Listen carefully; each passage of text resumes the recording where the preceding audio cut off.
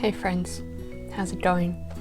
My name's Miriam and I'm a poet, and I'm sitting, as you can see, in an armchair, hence the armchair poet. Now I wanted to share with you today something that's very precious to me, and that is my latest zine. Now a zine, if you haven't been watching the last month or two, is short for magazine. It's a booklet, self-produced, of writings of a great variety. There's a whole subculture of zines, but for me, my zines always include poetry. I've done one zine already called The Artist, which a lot of you have purchased, which is great. I still have about maybe half a dozen of these left, so some of them are still available, and it explored a lot of my reflections on what it meant to be a creative, why it matters to me, why I think creativity matters to the world, how I go about thinking of myself as a poet, being a poet, and all that jazz. This one, on the other hand, titled The Room, about the Middle East and reflections on my visits there, my times living there, my times working there.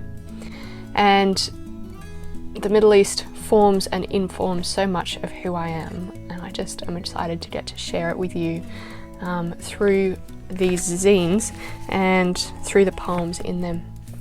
So in this zine we have 6 poems.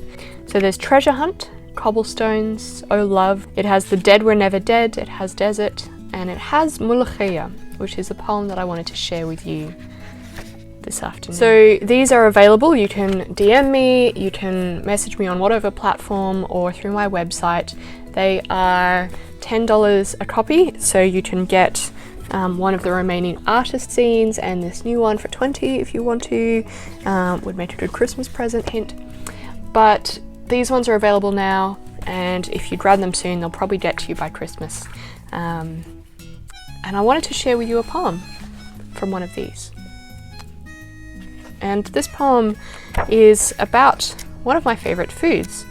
Now, I run poetry workshops, and one of the exercises I do in my poetry workshops is to get people to explain or describe their favourite food as if they're describing it to an alien, someone who not only had never tasted the food before, but perhaps had never encountered human food at all before, or even perhaps human eating.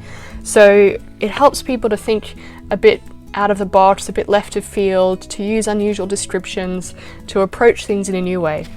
And I try and do the exercises with students when I run the workshop, just because it's more fun for everyone. And so I wrote this poem about Mullukheya, and I asked my mum in preparation for this video if we could make Mullukheya and I could film her showing me how to do some bits of it and putting it all together. So I will read it, and then we'll get to see some of the cooking experience. So Mullukheya as described to an alien, and it goes like this. Look, I have to say, it doesn't immediately seem appealing. It's green and slimy. I mean, well, you're green and slimy, yes, but not like you. Well, a little bit like you, but greener, yes, and slimier too. But it tastes amazing, I promise you. You eat it with rice. What? Oh, well, it's a grain. No, not green again, a grain. That is food that came from a plant, and it's white and small, and it tastes great with chicken. Yes, that's right, it's an animal, finger-licking good when roasted and when eaten with rice and Mullukheya. What's that you're thinking? Well, yes, an animal. Yes, I guess I'm an animal too, but wait, no, I'm talking to you. Wait, you can't eat me, I'd taste no good. Well, yes, I guess maybe with Mullukheya I would.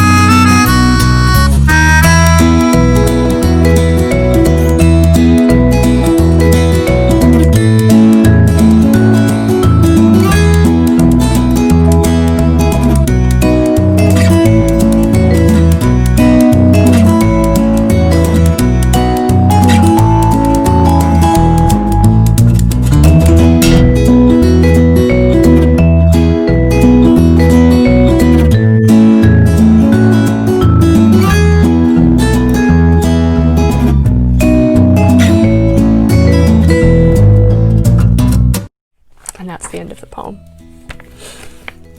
I hope that you enjoyed that and enjoy my mum and I cooking it together. We're going to enjoy it for dinner for sure. Now, you may be feeling like me that even though the year is winding down, the pace of life is picking up dramatically, and that can feel a bit intense. So I hope you remember, even in the intensity, that you can take time to breathe and that you are fully seen and fully known and fully loved.